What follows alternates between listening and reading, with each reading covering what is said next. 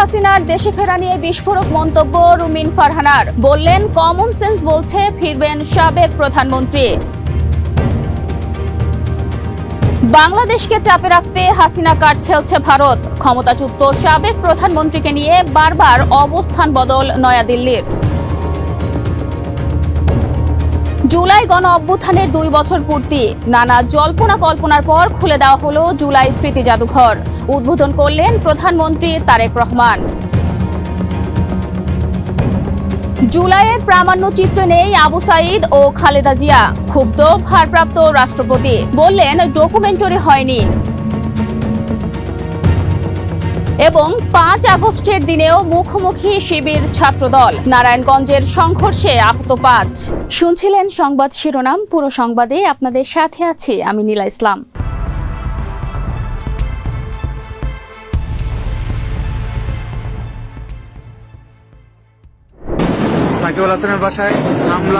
সাবেক সংসদ সদস্য ও বাংলাদেশ জাতীয় ক্রিকেট দলের সাবেক অধিনায়ক সাকিব আল হাসানের বাড়িতে পেট্রোল বোমা নিক্ষেপের অভিযোগ উঠেছে। বুধবার রাত 8:45 মাগুরা শহরের কেশব মোড় এলাকায় এই ঘটনা ঘটে বলে জানা যায়। অভিযোগ অনুযায়ী বাড়ির দক্ষিণ পাশের লোহার গেটের উপরের অংশ লক্ষ্য করে বিস্ফোরক সদৃশ বস্তু নিক্ষেপ করা হয়। খবর পেয়ে রাত 9:15 দিকে মাগুরা সদর থানা পুলিশের একটি দল ঘটনাস্থলে গিয়ে পরিস্থিতি পরিদর্শন করে। তবে কারা এই ঘটনা ঘটিয়েছে সে বিষয়ে তাৎক্ষণিকভাবে কোনো তথ্য পাওয়া যায়নি। মাগুরা সদর থানা সূত্রে জানা যায়, এটি পেট্রোল বোমা কিনা তা এখনো নিশ্চিত করে বলা যাচ্ছে না। তদন্ত শেষে প্রকৃত ঘটনা জানা যাবে। আমার কমন সেন্স বলে উনি ফিরে আসবে।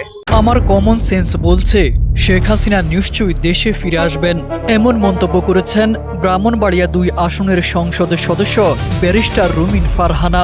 বুধবার জুলাই গণ অভ্যুত্থান দিবস উপলক্ষে আয়োজিত সংবর্ধনা ও আলোচনা সভা শেষে সাংবাদিকদের প্রশ্নের জবাবে তিনি একথা বলেন। স্বাধীনতা সংগ্রামের আওয়ামী লীগ ছিল একমাত্র রাজনৈতিক দল। রুমিন ফারহানা বলেন, শেখ হাসিনা বাংলাদেশের নাগরিক এবং দেশের রাজনীতিতে তার দীর্ঘদিনের ভূমিকা রয়েছে। তার পরিবারের লোকজনকে হত্যা করা হয়েছে। স্বাধীনতা সংগ্রামে আওয়ামী লীগ ছিল একমাত্র রাজনৈতিক দল। শেখ হাসিনার বয়স, রাজনৈতিক ইতিহাস এবং দলের ভবিষ্যৎ সবকিছু বিবেচনা নিয়েই এই সংসদ সদস্য মনে করেন তিনি দেশে ফিরবেন। বাংলাদেশের নাগরিক, ওনার পরিবার এবং ওনার বাংলাদেশের রাজনীতিতে দীর্ঘদিনের অবদান আছে এবং ওনার পরিবারকে সপরিবারে হত্যা করা হয়েছে এবং বাংলাদেশের স্বাধীনতা সংগ্রামের তখন আওয়ামী লীগ ছিল একমাত্র রাজনৈতিক দল। সকল কিছুর বিবেচনায় ওনার বয়সও হয়েছে। বাংলাদেশে যদি উনি ফিরে না আসেন, ওনার দলের অবস্থা কি দাঁড়াবে বা ওনার এতদিনের যে রাজনৈতিক ইতিহাস সেটারই বা কি দাঁড়াবে, এই সকল কিছু বিবেচনা আমার কমন সেন্স বলে উনি ফিরে আসবে।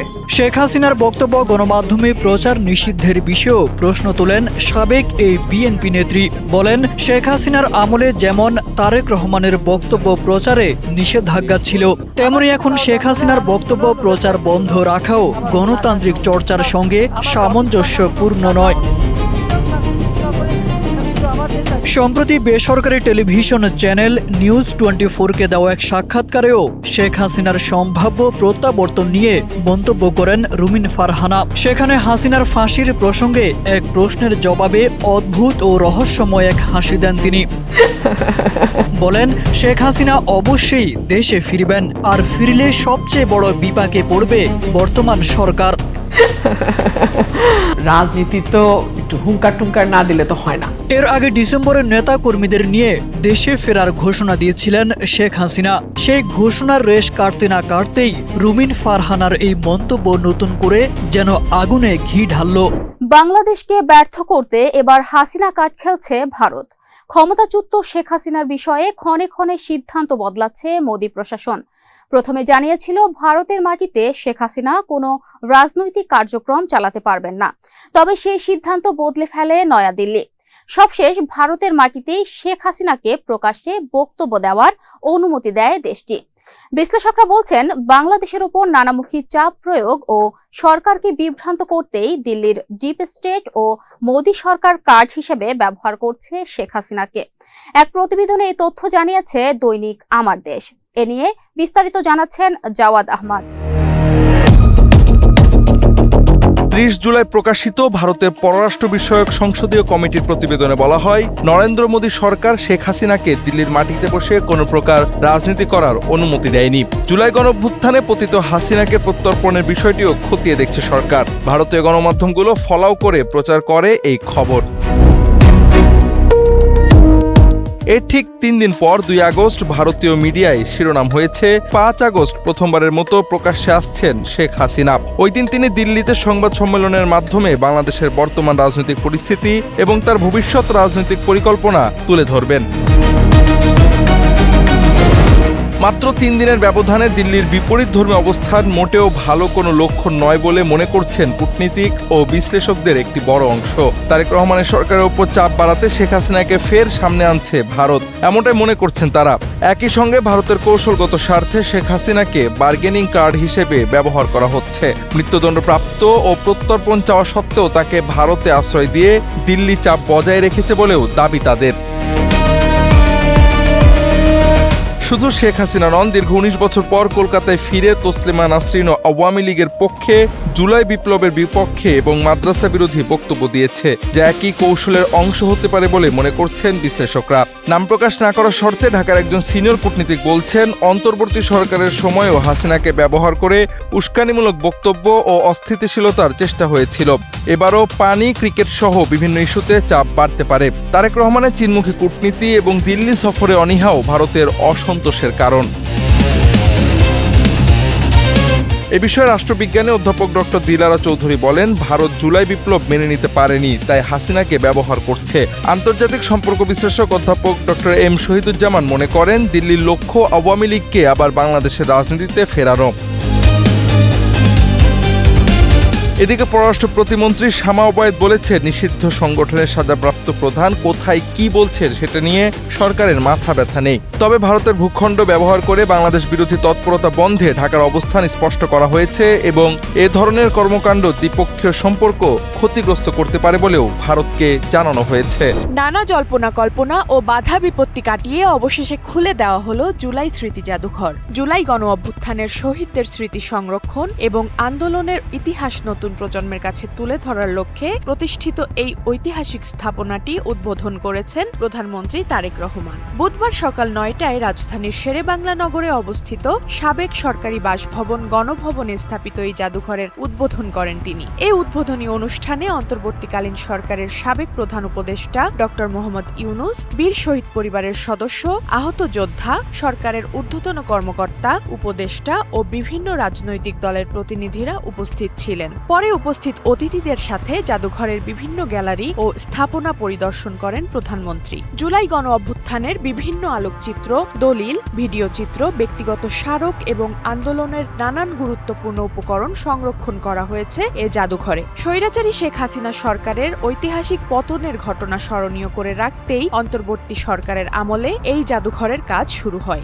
বুধবার জাদুঘরটি আমন্ত্রিত অতিথি ও শহীদ পরিবারের সদস্যদের জন্য সংরক্ষিত থাকলেও 6 আগস্ট থেকে এটি সাধারণ দর্শনার্থীদের জন্য উন্মুক্ত করে দেওয়া হবে। সেখানে তো আবু সাইদের ছবিই নাই, তার ছবি না থাকলে এটা কোনো ডকুমেন্টারি হলো না।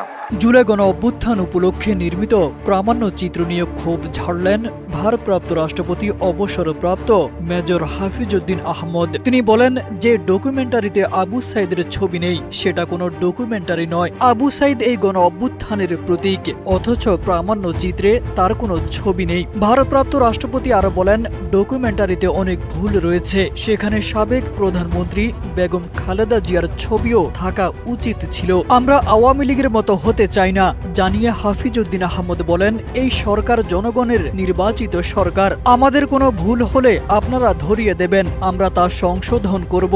বুধবার রাজধানীর বাংলাদেশ চীন মৈত্রী সম্মেলন কেন্দ্রে জুলাই শহীদ দিবস উপলক্ষে আয়োজিত রাষ্ট্রীয় অনুষ্ঠানে বক্তব্য দিতে গিয়ে তিনি এসব কথা বলেন। এর আগে অনুষ্ঠানে প্রদর্শিত জুলাই গণ অভ্যুত্থান বিষয়ক প্রামাণ্য চিত্র নিয়ে ক্ষোভ প্রকাশ করেন শহীদ পরিবারের সদস্য ও জুলাই যোদ্ধারা। তাদের অভিযোগ, আন্দোলনের গুরুত্বপূর্ণ ঘটনা, শহীদদের আত্মত্যাগ এবং গণ অভ্যুত্থানের ইতিহাস যথাযথভাবে তুলে ধরা হয়নি। 5 আগস্টের দিনেও সংঘর্ষে জড়ালো ছাত্রদল ও ছাত্র শিবির। নারায়ণগঞ্জের চাষাড়ায় দফায় দফায় সংঘর্ষে জড়িয়ে পড়ে সংগঠন দুটির নেতাকর্মীরা। এতে উভয় পক্ষের অন্তত 5 জন আহত হয়েছেন বলে জানা গেছে।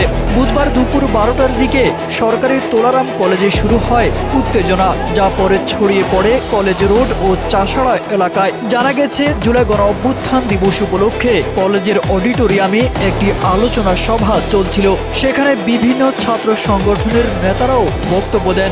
অভিযোগ রয়েছে, ছাত্রদল ও ছাত্র শিবিরের নেতারা একে অপরকে উদ্দেশ্য করে উস্কানিমূলক বক্তব্য দেন। পরে সেই পাল্টাপাল্টি বক্তব্যকে কেন্দ্র করে দুই পক্ষের মধ্যে সংঘর্ষ শুরু হয়। এ সময় উভয় পক্ষের নেতাকর্মীদের হাতে লাঠি সোঁটা, বাঁশ ও লোহার পাইপ দেখা যায়। খবর পেয়ে ফতুল্লা থানা পুলিশ ও ডিবি পুলিশের সদস্যরা ঘটনাস্থলে পৌঁছে পরিস্থিতি নিয়ন্ত্রণে আনে এবং উভয় পক্ষকে সেখান থেকে সরিয়ে দেয়।